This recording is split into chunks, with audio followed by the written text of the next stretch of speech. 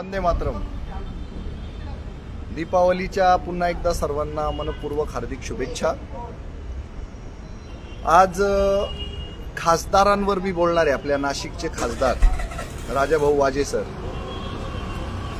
अतिशय मनमिळाऊ वृत्तीचे, गोड स्वभावाचा माणूस आणि निरुपद्रवी माणूस.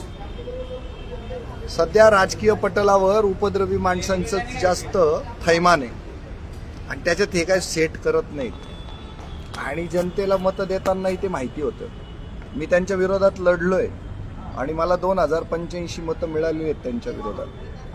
पण सध्या त्यांची प्रचंड मोठ्या प्रमाणावर घुसमट होते, मुस्कटदाबी होते आणि त्यांना काहीच काम करू दिलं जात नाही अशी त्यांची तक्रार असते कायम. राजाभाऊंना माझी विनंती आहे, तक्रार करत बसू नका. तुमचं पदच इतकं मोठं आहे की 5-6 विधानसभा मतदारसंघांचे राजे आहात तुम्ही. तुमच्या हातातच आणि त्या खुर्चीत आणि त्या पदाचंच इतके अधिकार आहेत ते आज मला तुम्हाला आठवण करून द्यावे वाटतात. कारण निवडून येऊन आता माझ्या माहितीप्रमाणे 1.5 वर्ष झालं का? 1.5 वर्ष झालं ना. 1.5 वर्षाचा कालावधी वाया गेला बरं आमच्या नाशिक लोकसभा मतदारसंघातल्या सगळ्या जनतेचा. तर तुम्हाला सावधान करण्यासाठी आणि काम कसं करता येईल आता तुम्हाला आहे त्या परिस्थितीत ते सुचवण्यासाठी मी हा लाईव्ह घेतोय. आणि मी सुचवायला फार मोठा नाही असं वगैरे काही म्हणणार नाही. मी मोठा आहे आणि मी मालक आहे या देशाचा आणि तुम्ही सेवक आहात आमचे. त्यामुळे तुम्हाला सांगणं आहे आम्हाला.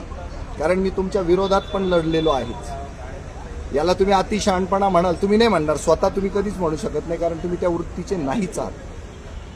एकदम सुस्वभावी माणूस आहे आणि हा विरोधच आहे. पण तो विरोध असा नाही, कपटी विरोध नाही माझा. किंवा मी जे सुचवतोय त्याच्यामध्ये तुम्हाला छोटेपण येईल असं काही माझ्या डोक्यात नाही आहे. सगळ्यात पहिलं काम करून द्या आमचं राजाभाऊ. तुम्ही रेल्वे स्टेशनला रोज 1 तास याच.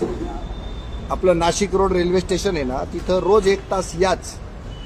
इगतपुरीच्या रेल्वे स्टेशनला सुद्धा आठवड्यातनं 1 तास याच. आणि अजून जे मोठे मोठे रेल्वे स्टेशन्स असतील ना तिथं पण तुम्ही 1 तास घालवाच. तर रेल्वे स्टेशनवर चाललेली जी माफियागिरी आहे सर्वच प्रकारची, त्या माफियागिरीला तुम्ही नियंत्रणात आणू शकता. आणि रेल्वे स्टेशनवरचे जेवढे रेल्वेचे एम्प्लॉईज आणि अधिकारी आहेत त्यांचा चाललेला भ्रष्टाचार तो तुम्ही निपटवू शकतात. आणि तो भ्रष्टाचार निपटवण्यासाठी अँटी करप्शन ब्युरो महाराष्ट्र शासन चालत नाही. त्यामुळे CBIचं जे अँटी करप्शनचा सेल आहे तो चालतो. त्यामुळे तो तुमच्या अंडर येतो. तर रेल्वे स्टेशन